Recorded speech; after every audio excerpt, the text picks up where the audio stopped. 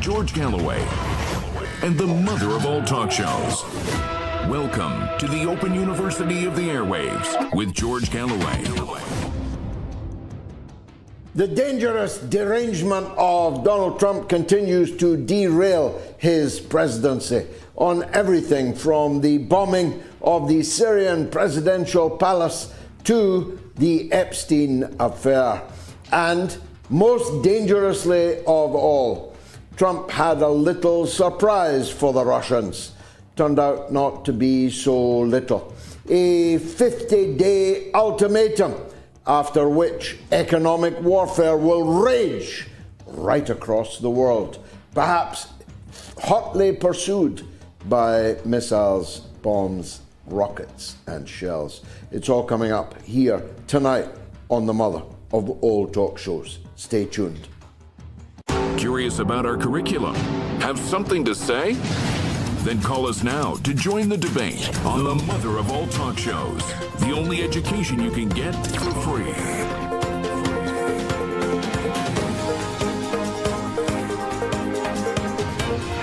George Galloway, the mother of all talk shows. With George Galloway, the world is our classroom, and you're welcome to sit in and join the seminar. There are advancing signs of senility in the White House, again, for the second president running. Say what you like about Barack Obama, but at least he had his marbles, even if he squandered them in achieving precisely nothing, maybe the opposite of nothing, in his two presidential campaign terms. But the Joe Biden era, where Otto Penn was really in charge, has been followed by Donald Trump, who is lurching dangerously, leaping from one area of concern to another in the world and becoming increasingly incoherent and otherworldly. It is simply otherworldly to pretend that there is no Epstein file. It is utterly an insult to the intelligence of his own base, first and foremost, the American people, secondly, and the world, thirdly, to pretend that the subject that he and his acolytes endlessly paraded as an emblem of the rottenness and corruption at the heart of Washington, now we're told we're stupid people if we continue to talk about it. Now we're told it was all a hoax. A hoax got up by Obama and Hillary Clinton. Absurd, I know, as Bill Clinton is the most heavily fingered individual in the entire Epstein affair, unless Hillary is trying to finally get rid of him. The idea that which Kash Patel and the Attorney General Bondi and the Vice President J.D. Vance and the presidential son Donald Trump Jr. and the president himself endlessly lambasted the Democrats about, we're now told, was actually a hoax by them. Nobody's buying it. The latest polls show a further precipitous drop in Donald Trump's presidential approval ratings, to the extent to which everybody in the Republican Party needs to be very worried indeed about the next test of opinion. In the midterm elections, it is highly likely, as Steve Bannon, once upon a time a heartbeat away from President Trump, has predicted, may lose the Republicans as many as 30 to 40 congressional seats, losing them control of both the Senate and the House of Representatives. Then Donald Trump will truly be up the Dnipro without a paddle. But the issue of his cognition, the issue of his ability to survive a Chapter 25, Article 25 challenge from within his own cabinet, an article which allows a cabinet to begin the removal of a president if he's no longer capable of carrying out his duties is only one of our problems, because long before we get to that, Donald Trump may have plunged us into a maelstrom that will make the foregoing look like a tea party.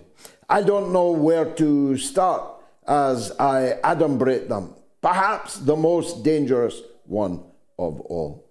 After claiming that he would end the Ukraine war in 24 hours, that he would end the Ukraine war before even taking up the reins of office, saying that he would end the Ukraine war in 70 days, 14 days. We're now 6 months on, and Biden's war has become Trump's war. There's no getting away from it. Donald Trump, with his pronunciamento on Monday, his little surprise for Russia, is pregnant with the terrifying danger of World War III. Let's just slowly take apart what it was that he decided to do. He's decided to massively escalate the flow of American arms to the Zelensky regime. That's the Zelensky regime he humiliated in front of the world's media in the Oval Office just a couple of short months ago, when he told them that he had no cards, when he told them that he shouldn't have started a war that he couldn't finish, when he told them that he was a little dictator, although he left the little out. He called them a dictator. He highlighted that Zelensky had no democratic mandate at all. He momentarily turned off the taps of intelligence and of weapons. Now he is massively opening the taps. He has promised a massive increase in the flow, in the value of military material going to Zelensky. If you want an idea of how important that decision was, let me give you just Mike Pompeo. You'll remember him, former Secretary of State, former head of the CIA, who was caught on tape saying, "We lied, we cheated, we stole." Every crime that the CIA has ever committed was admitted by its director, Mike Pompeo. He was too hawkish to get a job in Donald Trump's cabinet, though he tried very hard to do so. He shed his skin, losing 10 stone in weight, but his black heart remains intact. He welcomed Donald Trump's latest turn on Ukraine as the greatest thing since sliced bread, especially as he no longer eats it. Or I could give you Boris Johnson, the man who destroyed the prospects of a peaceful solution to the Ukraine question just a month or so after it had begun, when he flew to Kiev to insist that Zelensky fight on to the last drop of Ukrainian blood.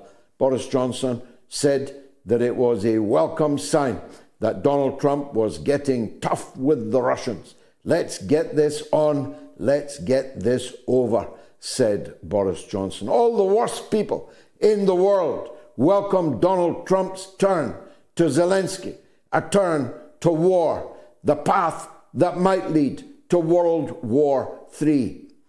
And the people who had loyally supported Donald Trump the most, Thomas Massie, Marjorie Taylor Greene, the loss of Elon Musk will be as nothing compared to the loss of Steve Bannon and MAGA and Tucker Carlson and co., especially as there's now another party, Elon Musk's America Party, in which these individuals and many, many more may now seek safe harbor.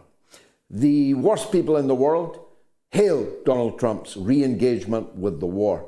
The best people in his own movement disavowed it completely.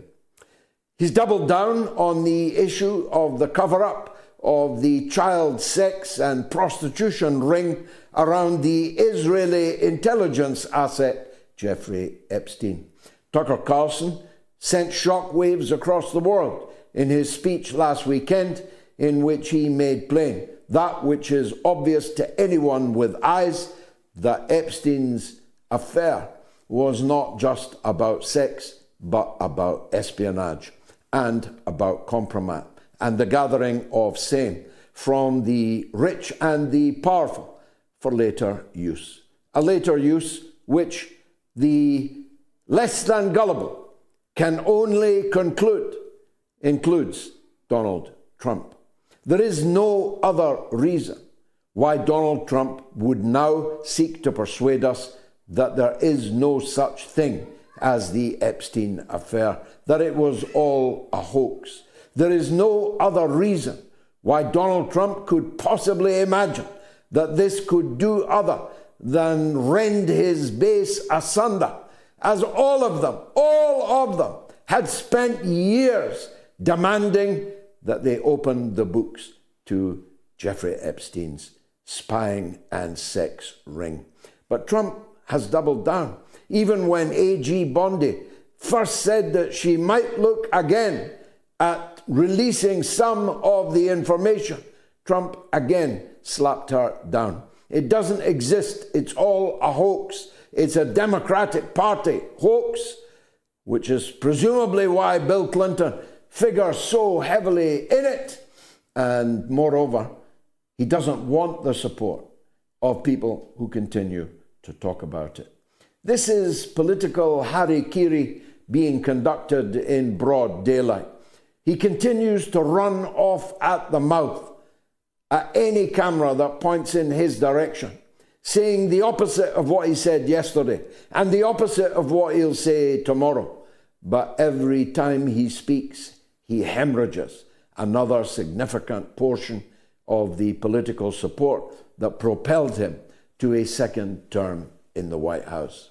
The Epstein affair isn't going away, you know, not least because there's a woman called Ghislaine Maxwell who is rotting in a federal penitentiary for a 20-year stretch without possibility of parole, who is determined to use the now non-existence of the Epstein affair, now that it is established that Epstein was not trafficking young girls to anybody. She's legitimately asking, how come then I am still in prison?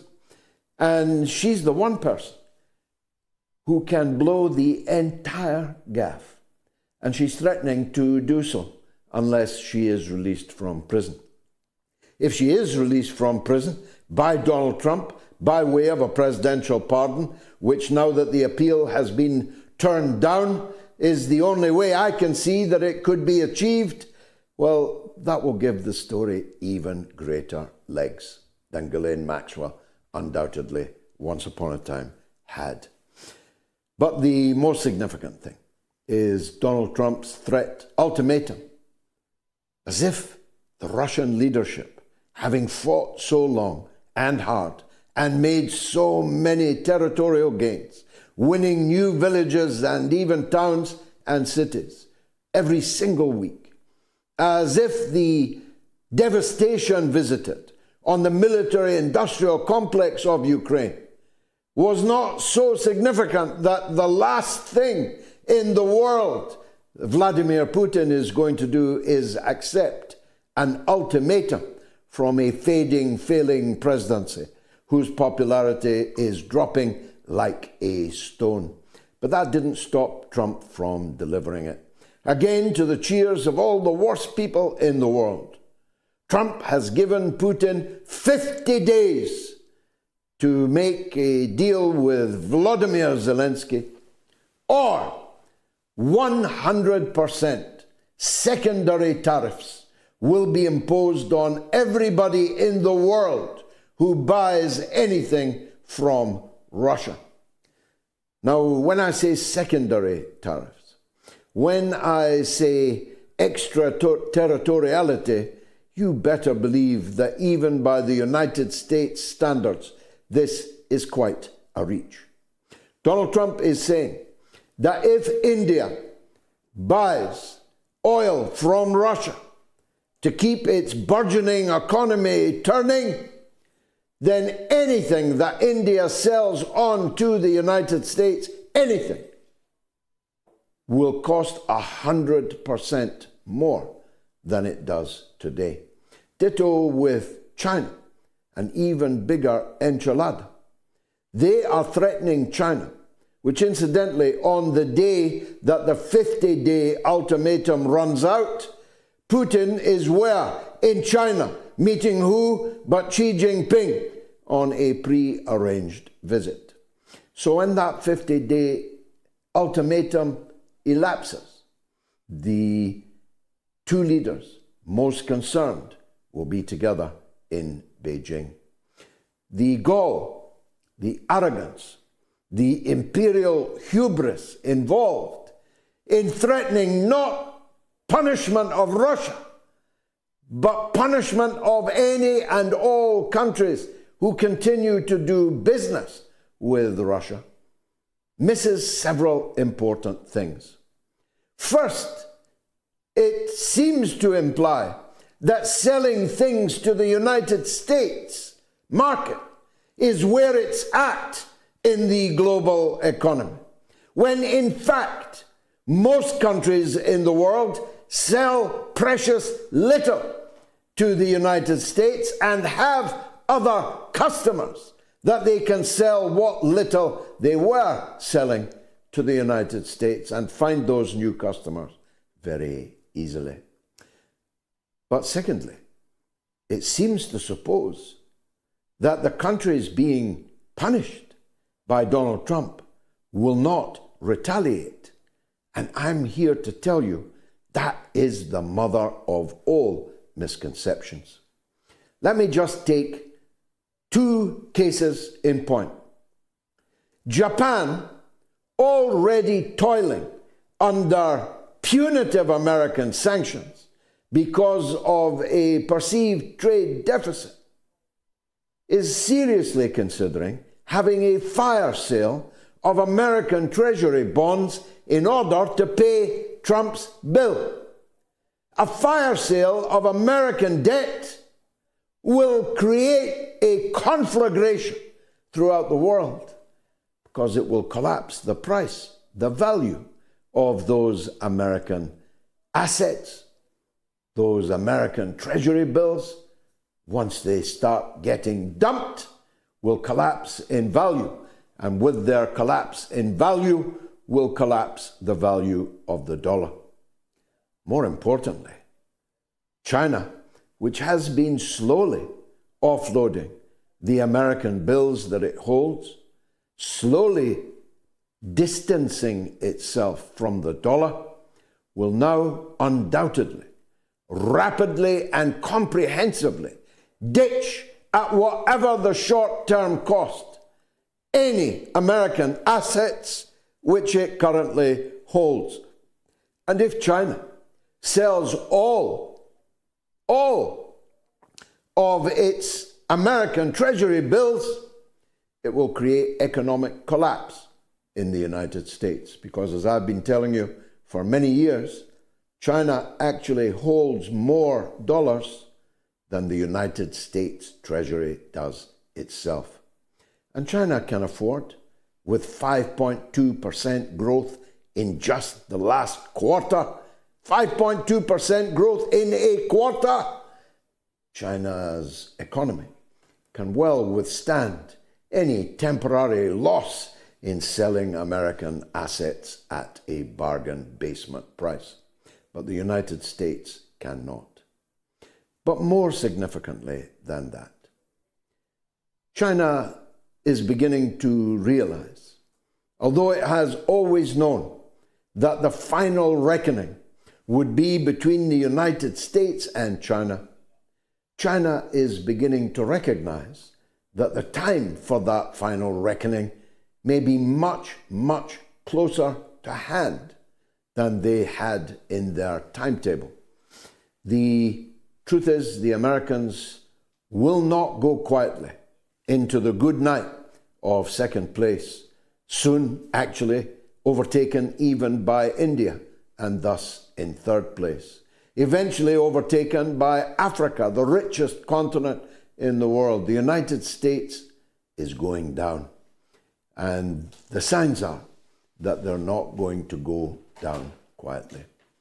I wish I had time to spend more than 1 minute on what happened in Damascus today, when despite all the offers of normalization, without the slightest care for the supine behavior of the new regime in Damascus, conceding the Golan Heights, conceding a whole tranche of Syrian territory as a buffer zone for Israel. Israel today bombed and I think destroyed the Syrian presidential palace live on television. They did the same to the Syrian Defense Ministry. The proximate reason given was because the Takfiri savages of Al-Qaeda and ISIS were on a rampage of mass murder against the Druze minority in Syria. As if Israel cared about Syrian Druze. This is merely a cover for an attempt to completely dominate its neighbor Syria and to, if possible, divide the entire territory between itself and Mr. Erdogan's Turkey. And therefore, as someone who despises Golani, as someone who despises the regime in Damascus, when Israel bombs and attacks them, I stand with Syria. Stay tuned. I'll be right back.